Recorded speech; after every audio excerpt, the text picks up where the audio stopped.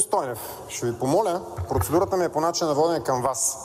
Когато си позволява едно лице, макар и в момента временно народен представител, да си позволява да прави внушения, които накърняват целостта на българската национална сигурност, дотолкова доколкото Българската православна църква, Българската патриаршия е неразделна критична част от системата за национална сигурност в България, част от националната история, държавност, менталитет, култура, традиции, обичаи, религия и каквото още друго сетите, веднага да правите забележки, защото лицето Славов си позволи сега да направи внушения, че видите ли българското Народно събрание иска да със законодателни мерки да направи така, че да има монопол на Българската православна църква.